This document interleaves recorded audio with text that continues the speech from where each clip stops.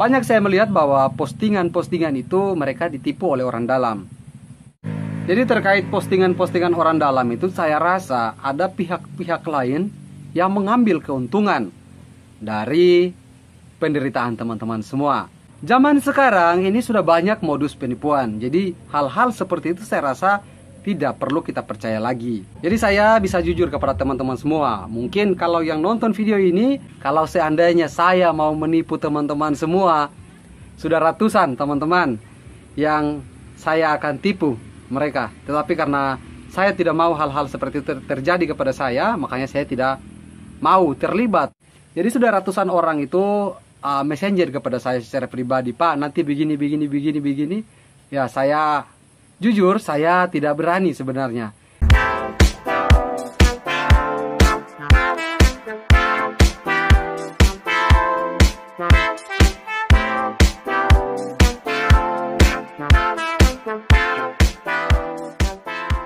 Assalamualaikum warahmatullahi wabarakatuh. Apa kabar untuk teman-teman semua? Dan saya berharap kondisi teman-teman semua saat ini dalam keadaan sehat-sehat dan tetap berada di dalam lindungan Tuhan Allah Subhanahu wa Ta'ala. Amin. Ada sedikit informasi yang mungkin nanti akan saya bagikan, dan saya rasa informasi ini perlu saya sampaikan kepada teman-teman semua, karena satu-satunya manusia yang berguna di dunia ini adalah manusia yang berguna untuk orang lain. Jadi jika teman-teman semua merasa bahwa informasi ini berguna dan saya juga berguna untuk teman-teman semua, mohon dukungannya untuk subscribe ke channel YouTube saya, agar saya lebih semangat lagi memberikan informasi-informasi lowongan pekerjaan untuk teman-teman semua. Baik, ini terkait dengan informasi orang dalam. Ini selalu saya tekankan bahwa orang dalam kayaknya jangan terlalu percaya dengan orang dalam. Nanti jangan sampai seperti yang postingan yang satu ini. Ini dia postingannya. Nah, kayak begitu. Oke, jadi untuk terkait orang dalam sendiri ini, menurut saya itu teman-teman lebih baik jangan menggunakan jasa-jasa seperti itu teman-teman, karena nanti ada efeknya juga ke depan. Oke, kita bahas nanti di akhir season untuk efek-efeknya. Teman-teman, ini saya ceritakan sedikit tentang pengalaman pribadi saya untuk melamar pekerjaan di PT IWIP itu seperti apa dulu. Melamar di PT IWIP itu saya rasa sangat susah sekali di tahun 2018. Itu masa-masa yang paling susah. Belum ada pabrik, mungkin smelter juga belum dibangun. Dari Luko Lamo itu tidak ada aspal, sampai Tanjung Uli itu tidak ada aspal. Mungkin saat ini teman-teman yang melamar pekerjaan itu, saya katakan masih dalam kategori enak, gampang, senang. Nah, karena ada pemasukan berkas secara langsung di gate 2 dan juga ada pemasukan berkas secara online. Dan bagi teman-teman, kalau pemasukan berkas secara online itu saya tidak akan bahas lagi di sini, karena di video saya kemarin itu saya sudah membahas berkas secara online. Jadi teman-teman bisa cek link video ini di bawah sini, teman-teman baca deskripsinya, nanti teman-teman akan temukan video tersebut. Nanti saya akan taruh di link deskripsi. Jadi untuk syarat-syarat melamar secara online di PT IWIP itu sudah saya taruh di bawah link deskripsi video ini. Oke, mantap. Di 2018 saya hanya modal titip saja. Saya tunggu lamaran lama sekali, tidak pernah dipanggil-panggil. Dan nanti di tahun 2020, itu Januari, saya pemasukan berkas ke PT IWIP. Itu pun belum ada loket penerimaan. Oke, tidak ada loket penerimaan di sana. Jadi kita tuh hanya modal, kalau ada teman, kita bisa titip ke teman. Masih untung kalau teman kita yang bawa berkas itu bisa langsung serahkan ke pihak HRD di sana. Tetapi kalau tidak, ya begitulah, berkas kita mungkin ditaruh di tempat sampah. Jadi saya katakan sekali lagi, melamar sekarang itu sangat mudah di PT IWIP. Menunggu panggilan saya rasa itu tidak terlalu berat. Saya dulu menunggu panggilan dari tahun 2018, saya balik lagi tahun 2020. Pemasukan berkasnya itu dari Januari 2020, itu saya hanya modal titip.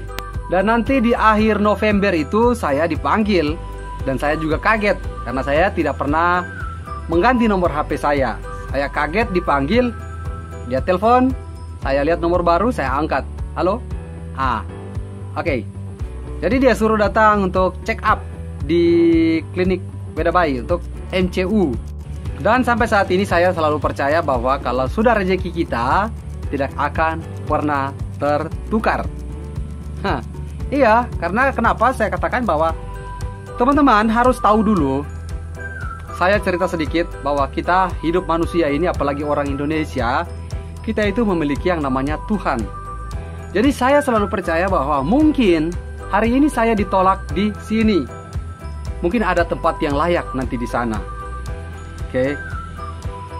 MCU pertama itu saya pun gagal. Ya, saya gagal MCU. Dan saya pergi ke dokter untuk meminta surat rekomendasi. Dan setelah itu saya balik lagi untuk pemasukan berkas kembali. Setelah pemasukan berkas kembali itu saya langsung melakukan MCU lagi. Jadi MCU kedua. Di situ saya lolos. Padahal saya tidak pernah berharap bahwa di MCU kedua saya sebenarnya belum mau untuk bekerja di PT IWIB. Karena saya mau membuat SIM B2 umum. Karena tahun-tahun itu sudah mulai ada training. Mulai dari training welder, training EXA, training DT, dan training loader. Saya ingin sekali waktu itu untuk melakukan training EXA. Tetapi saya berpikir kembali bahwa hari ini adalah rezeki yang sudah diberikan oleh Tuhan. Yang saya katakan tadi, kita punya keyakinan adalah Tuhan. Saya berpikir seperti itu. Jadi mungkin pada saat dulu saya itu ditolak. Untuk kali pertama MCU itu saya gagal karena ada tempat yang bagus untuk saya. Saya percaya itu. Saya sebagai seorang muslim, saya percaya bahwa Allah itu dia selalu baik kepada kita dan dia bisa melihat bahwa sesuatu yang belum dia kehendaki, tetap dia tidak kehendaki untuk kita. Hari ini kita mau jungkir balik apapun, kalau dia belum kehendaki, ya tetap tidak akan pernah bisa. Jadi kita hanya bisa berdoa, bersabar, dan satu, jangan patah semangat untuk melamar kerja di PT IWIB. Karena apa saya katakan jangan patah semangat? Karena masih banyak orang di luar sana yang belum memasukkan berkasnya.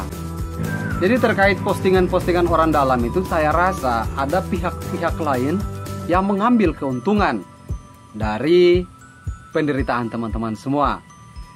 Bisa jadi orang itu tidak bekerja di PT IWIB, tapi dia menggunakan akun Facebook mungkin atau WA mungkin yang mengatasnamakan pegawai PT IWIB. Dan akhirnya teman-teman itu terjebak dalam modus tersebut. Jadi teman-teman, saya rasa teman-teman semua ini sudah dewasa.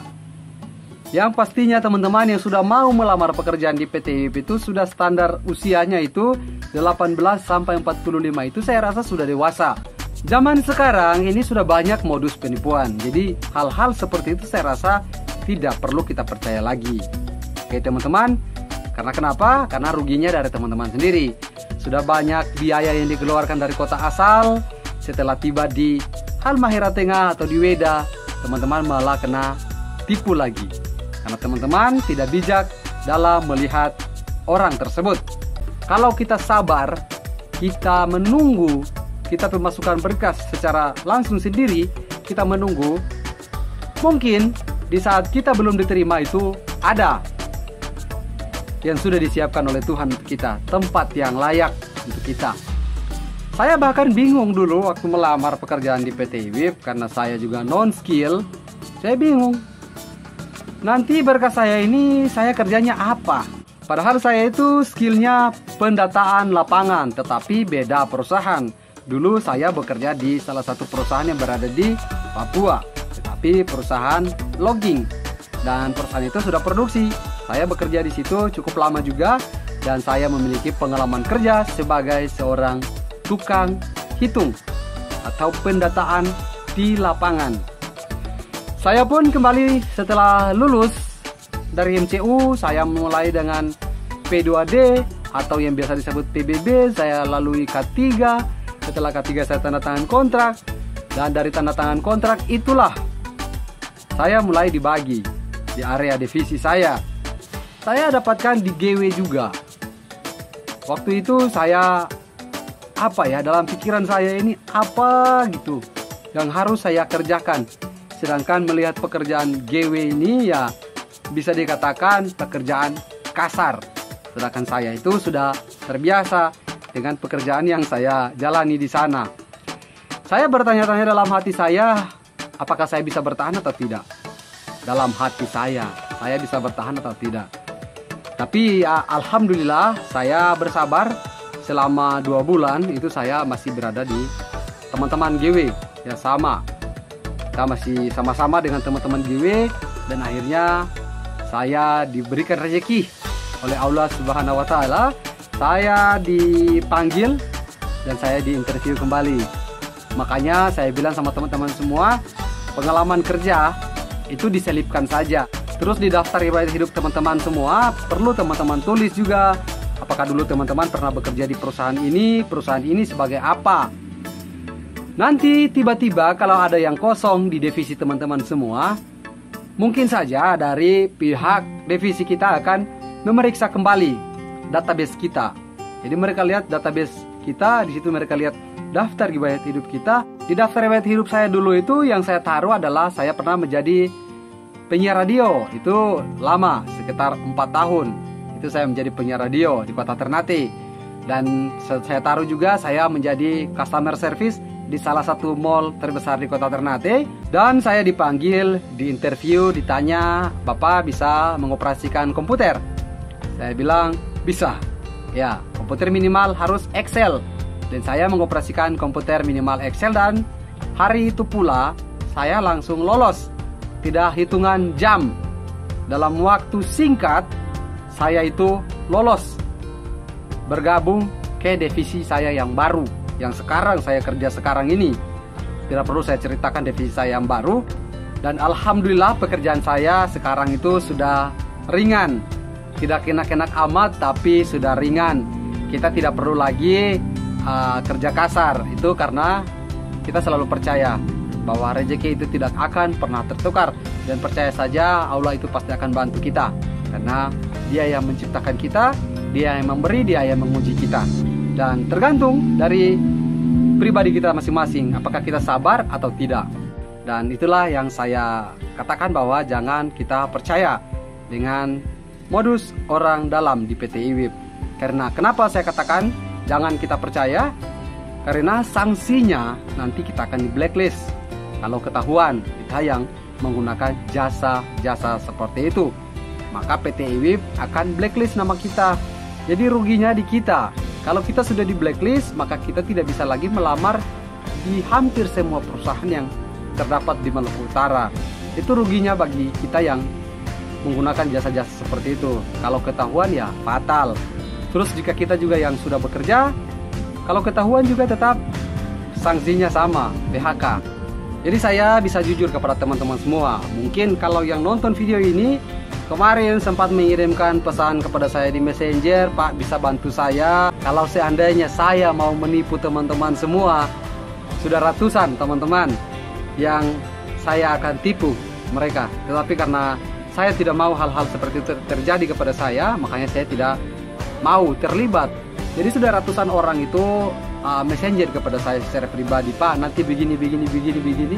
Ya saya jujur saya tidak berani sebenarnya. Makanya teman-teman semua saya katakan bahwa melamar di PT IWIB itu sudah mudah saat ini.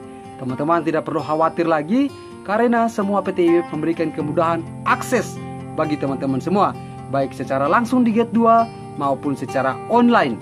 Itu teman-teman sudah bisa akses. Makanya informasi ini jika teman-teman yang merasa berguna, teman-teman silakan subscribe ke channel YouTube saya biar saya nanti semangat lagi untuk membagikan informasi-informasi penting seperti ini kepada teman-teman semua. Sampai di sini video saya.